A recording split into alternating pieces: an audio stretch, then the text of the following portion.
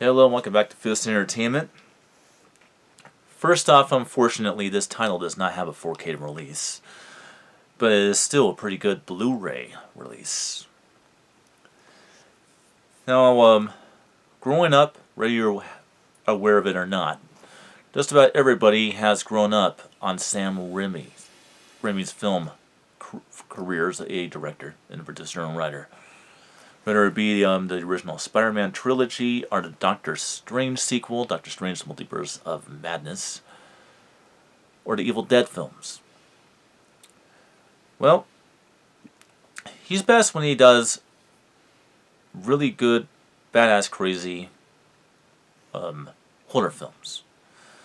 And don't let the PG-13 rating of this fool you. This film is definitely not for children. So I just want to put it out there since it is a PG-13 movie. I'm going to put it out there. This movie I'm about to review is not intended for children. No. There's way too many dark themes and supernatural themes and crap. In literally 3 minutes of the movie, a little kid is murdered. Basically, the little kid is dragged to hell. In the first 3 minutes of the movie, so definitely not for children. And now, of course, the movie, if you haven't figured out what it is, this is my review of 2009's Drag Me to Hell, directed by Sam Raimi. Alright. Real quick. Give me a second. Okay.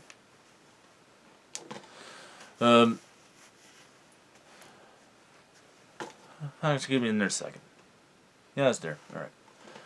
First off, the versions of the films. Sorry, the versions of the film. Both the theatrical cut and the director's cut are in this 2-disc set. Now, I for one am a fan of the unrated director's cut of the film. So I will be basically reviewing that. Now, there's very little difference between the unrated cut and the PG-13 version. And really, what makes it different is this. The unrated version of the movie is basically the R-rated version of the film. And if the MPAA didn't crucify and slaughter this movie, that's the version we would have seen, and it would have been a rated R movie. So that's the difference. So basically, for sake of argument, I'm going to be reviewing the rated R version of the film.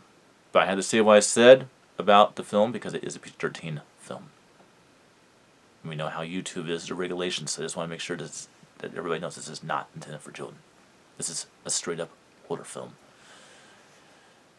So no, not for children. Okay. My experience with the film first. This is a film that I was introduced through DVD as well.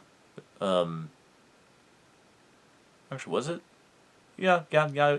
In 2009, I was buying a lot of Blu-rays, but this was not one of them. I got Drag Me to Hell on DVD.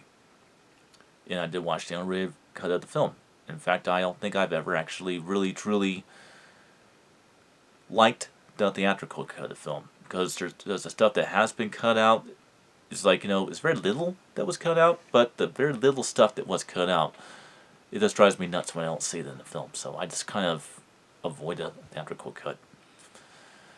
But I always thought this film was very disturbing. I still think it's disturbing. It's not a horror film I go back to that often. There's not many horror films where I really feel sorry for the main character's demise at the end of the film. And it does end up on a cliffhanger, much like the last film that I reviewed, which is Dead Silence. It definitely does not end the way you want it to end. This is a type of horror film where, you don't want our main character to meet their demise or suffer their horrific fate, but it does happen. Time to time, and it definitely does happen in this one. In fact, this was one of the one of the few films that does. In fact, need to switch spots on the next 3 films I'm going to be reviewing because I do want to wrap it up.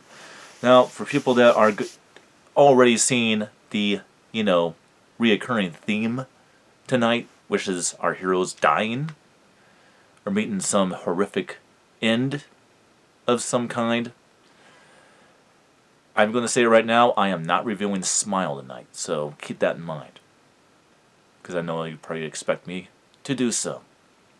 I want to get through all the Scream Factory stuff as I can before I go to a different studio. Which is why just about everything I've actually, up to this point, everything I have reviewed is Scream Factory.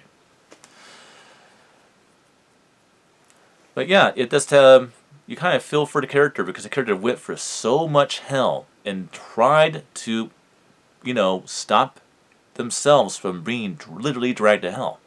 And then you see him get dragged to hell anyways. And it's because of a mistake that they made. And they just, it's just so upsetting, to say the least.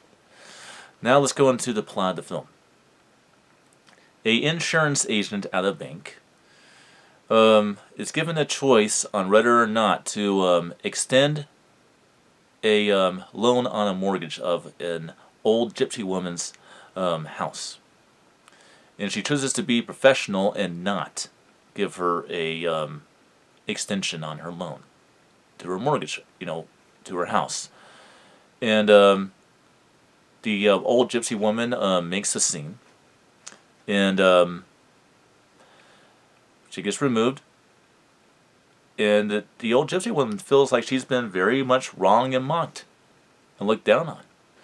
So she tracks our insurance agent to her vehicle, and they get in a scuffle. And basically, she takes a expensive button from her overcoat and puts a gypsy curse on it and gives it back to her. And says, "Soon it'll be you coming to beg to me." Which is essentially what she does do when she starts having these weird, bizarre things happening to her.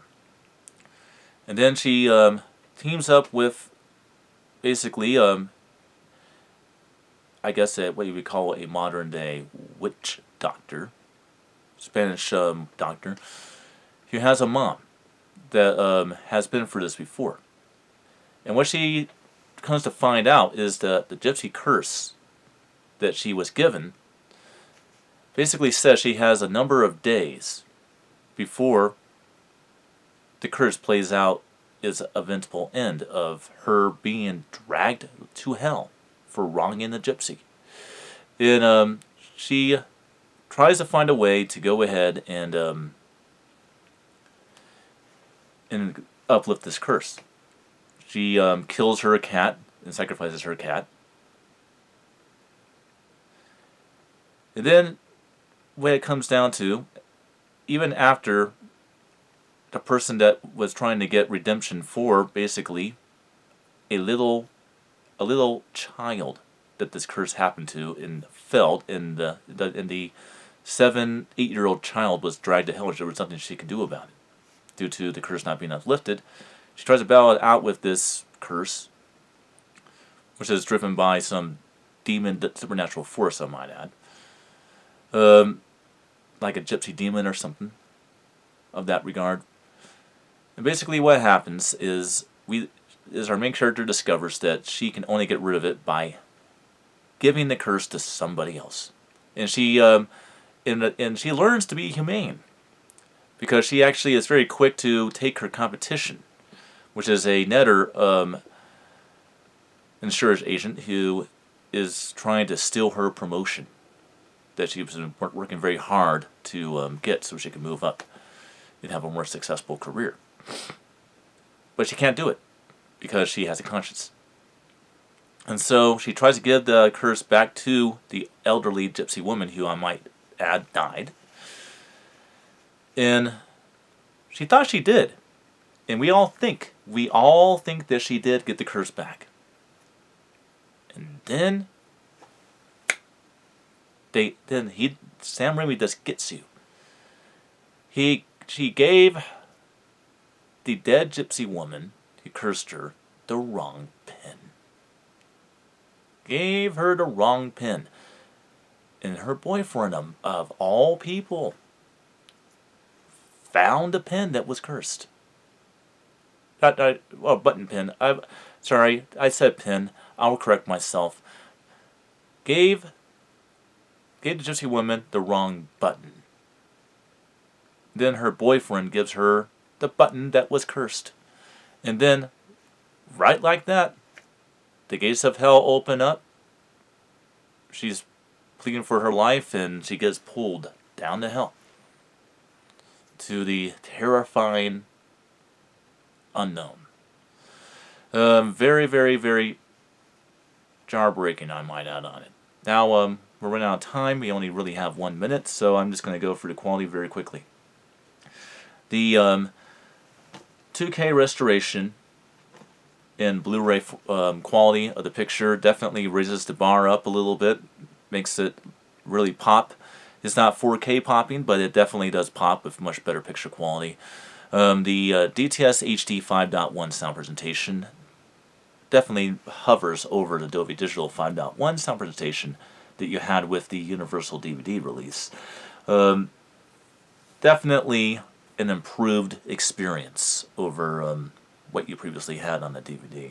And that's all there is to say about Drag Me to Hell. I say, check it out. And I'll see you guys next time for my next review.